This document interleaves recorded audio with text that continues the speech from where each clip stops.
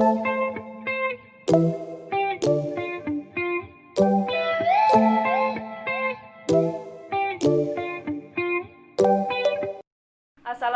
warahmatullahi wabarakatuh. Saya Alifia Hana Pratiwi dari Program Studi Pendidikan Guru Pendidikan Anak Usia Dini Angkatan 2019 Kelas A, Fakultas Ilmu Pendidikan Universitas Negeri Makassar. Halo teman-teman, bagaimana kabarnya? Semoga sehat selalu dan dalam lindungan Allah Subhanahu wa Ta'ala. Baiklah, di video ini saya akan menjelaskan tentang teori dan konsep perkembangan anak. Apakah itu perkembangan dan apa saja teori-teori dan konsep perkembangan anak menurut para ahli?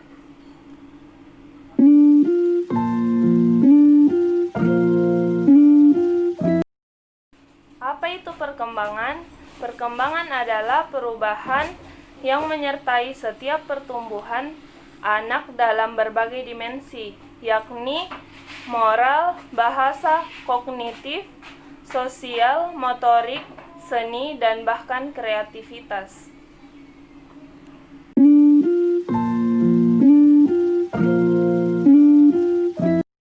Nah, materi selanjutnya yaitu konsep perkembangan anak menurut para ahli.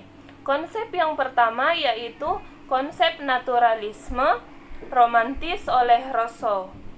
Pandangan ini sangat identik dengan alam. Dikatakan bahwa anak berkembang sesuai dengan rencana alam. Rousseau percaya bahwa alam sangat menentukan kehidupan anak. Inti pandangannya merupakan titik mula dari teori kematangannya Arnold Gesell. Pandangannya merupakan titik tolak dari pandangan yang menitikberatkan faktor keturunan sebagai faktor penentu kehidupan anak.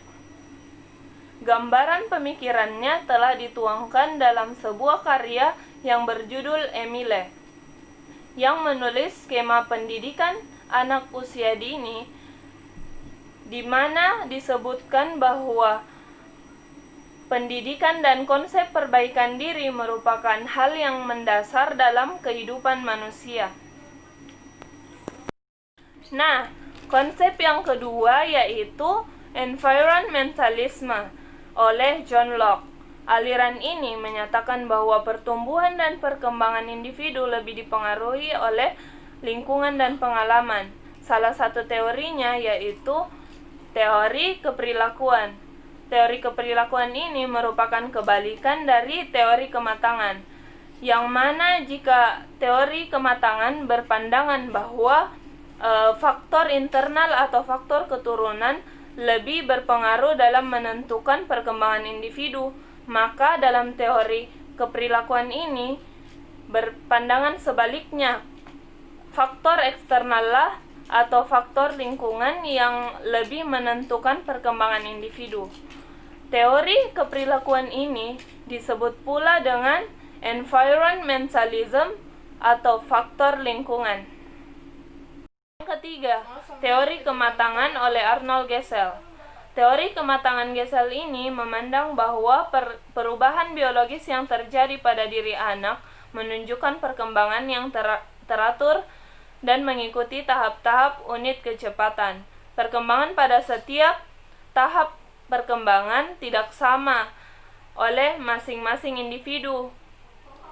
Individu berkembang sesuai dengan kecepatannya masing-masing, namun dengan mengikuti pola perkembangan yang relatif sama. Hal yang paling berpengaruh dalam perkembangan individu yakni faktor internal. Disebutkan bahwa kematangan itu cenderung dipengaruhi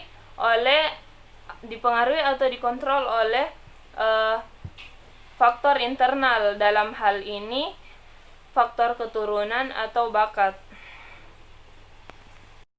Yang keempat, sumbangsi oleh Montessori. Metode Montessori adalah suatu metode pendidikan untuk anak-anak. Metode ini diterapkan terutama di jenjang prasekolah dan jenjang sekolah dasar. Ciri dari metode ini yaitu adanya penekanan pengarahan pada diri anak dan pengamatan secara klinis dari guru. Metode ini menekankan pentingnya penyesuaian dari lingkungan belajar dengan tahap perkembangan anak, dan juga adanya peran aktivitas fisik dalam memahami konsep akademis dan praktik. Yang kelima, teori perkembangan kognitif oleh Jean Piaget.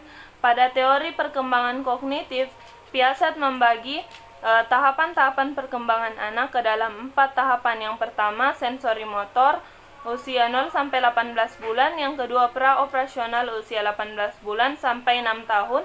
Yang ketiga, operasional konkret, usia 6 tahun sampai 12 tahun. Yang keempat, operasional formal, usia 12 tahun sampai dengan dewasa. Pada tahap sensori motor, anak ditandai dengan adanya refleks bawaan.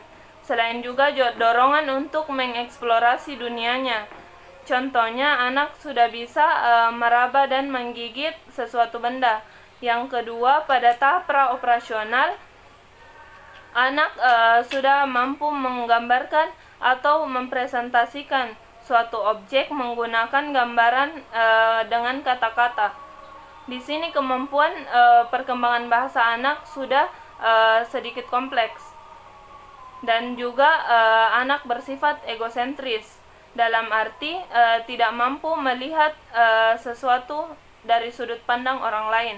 Yang ketiga, pada tahap operasional konkret, anak sudah bisa berpikir secara logis dan menggunakan alasan yang memadai, dan juga anak sudah bisa melihat sesuatu dari sudut pandang orang lain. Yang keempat, pada tahap operasional formal, anak sudah bisa berpikir secara abstrak, berpikir secara logis, dan juga mengolah informasi yang tersedia.